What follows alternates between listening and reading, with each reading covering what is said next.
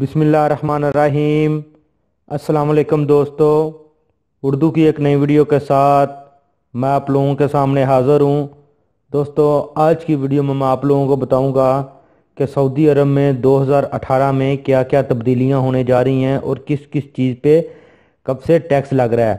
तो video start करने से पहले जिन दोस्तों ने अभी तक मेरा channel mix video tube subscribe नहीं किया, आपको मेरे चैनल पे एक लाल रंग का बटन नज़र आएगा, आप इसके ऊपर क्लिक करके मेरे चैनल को सब्सक्राइब कर सकते हैं।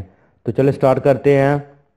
हाँ तो दोस्तों, सऊदी अरब में 2018 में 10 अहम तब्दीलियां जो हैं उनकी तवक्को की जा रही है कि ये तब्दीलियां आएंगी। सबसे पहले नंबर पे है कि सऊदी अरब में सबसे बड़े बजट की मंजूरी दी जाएगी। इस साल जो बजट पेश किया जाएगा वो पिछले सालों में जितने भी बजट पेश किए गए हैं उन सब में से बड़ा बजट होगा, सबसे ज़्यादा बजट होगा।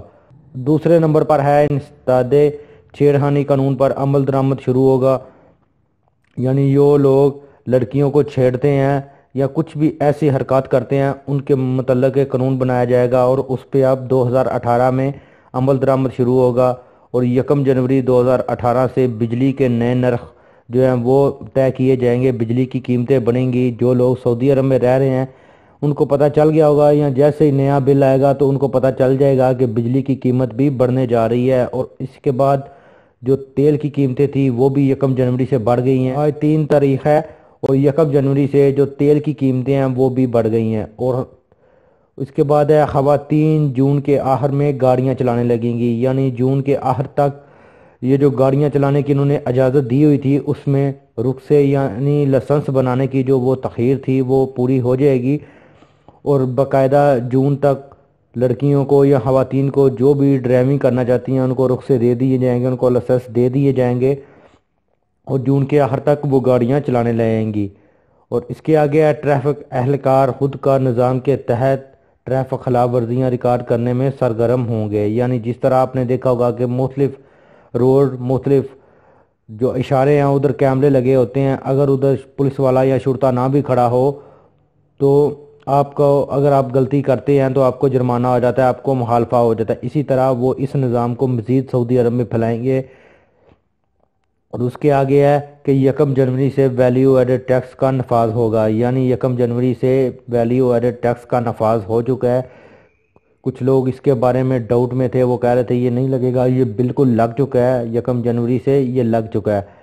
और उसके बाद आपने शायद सुना हो कि कल से मक्का से मदीना एक बुलेट ट्रेन का आगाज़ कर दिया गया है, जो सबसे बड़ी खुशखबरी है खास करके गैर मुल्कियों के लिए कि जो भी आदमी मक्के से मदीने का सफ़र करना चाहेंगे ट्रेन में वो के अंदर अंदर ये सफ़र तय कर सकेंगे। पहले आपको पता है कि आप टैक्सी, लेमोजीन या किसी और गाड़ी में सफ़र करते थे तो कम से कम 4 घंटे आपको लगते थे। अब बुलेट ट्रेन के ज़रिए आप 1 घंटे में ये सफ़र तय कर सकेंगे।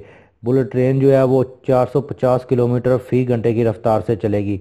और इसके बाद लास्ट में है कि जो 300 या 400 रियाल टैक्स था वो भी बिल्कुल लग रहा है, बिल्कुल भी कैंसिल नहीं हुआ।